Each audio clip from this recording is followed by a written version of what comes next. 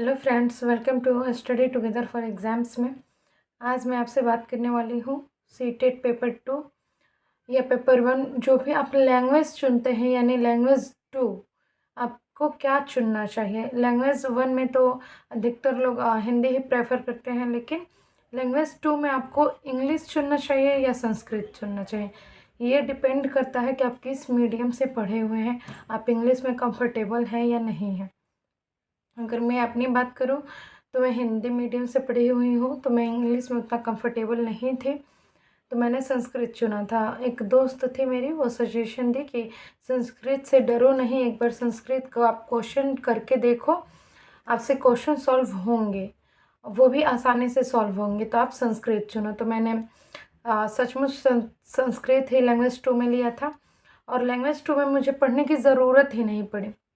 Language 2 के लिए, संस्कृत के लिए मैंने कोई भी मैराथन, कोई भी वीडियोस कुछ नहीं देखा था। संस्कृत का बस मैंने पीवाईक्यू सॉल्व किया था। और अब पीवाईक्यूज अगर जैसे आप मेरा हिंदी वाला वीडियो देखिएगा लैंग्वेज 1 का, उसमें मैंने बताया कि हिंदी को 2 पार्ट में डिवाइड करके पढ़िए, वैसे ही संस्कृत को भी 2 पार्ट में डिवाइड करके पढ़िए। पहला 15 नंबर का तो आपका पैसेज ही हो जाता है, जो एकदम आपकी मुट्ठी में रहेगा अगर आप प्रैक्टिस करोगे तो। और 15 नंबर का आ जाता है आपका संस्कृत पेडागॉजी, जो हिंदी पेडागॉजी का एकदम सिमिलर रूप होता है, बस वो संस्कृत में आपको समझना होता है। और संस्कृत के जो वर्ड होते हैं वो ऐसे होते हैं कि आप जैसे हिंदी को समझ पाते हो, वैसे ही संस्कृत के क्वेश्चन में आप समझ पाओगे कि ये कहना क्या चाहता है, तो आप इंग्लिश के अपेक्षा संस्कृत में ज़्यादा नंबर स्कोर कर पाओगे।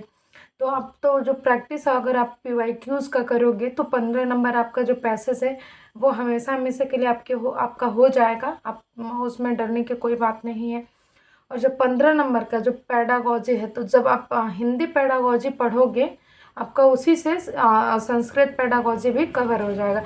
इसके लिए अलग से पढ़ने की कोई ज़रूरत नहीं है। बस आपको क्या करना है, पेपर 2 लैंग्वेज पेपर 2 के लिए आपको बस पीवाई कुछ सॉल्व करने हैं। तो आप करके देखिए एक बार, संस्कृत का जो भी क्वेश्चन है उसको करके देखिए, आपको ज़रूर समझ में आएंगे। हाँ, लेकिन इसके लिए ज़रूरी क्या है, पहले आप लैंग्वेज 1 का जो है उसका पहले आप लोग सिलेबस कंप्लीट कर लीजिए, उसका पढ़ाई कर लीजिए, उसके बाद आप संस्कृत का सॉल्व करेंगे क्वेश्चन, तो ऑटोमेटिक वो क्वेश्चन सॉल्व होते जाएंगे और आपको सेल्फ कॉन्फिडेंस भी बढ़ेगा। तो सीटेट का गाइडेंस के लिए मेरे चैनल पे बने रहें। अगर आपको वीडियो पसंद आए तो चैनल को सब्सक्राइब करें, लाइक करें और शेयर करना ना भूलें। Thanks for watching.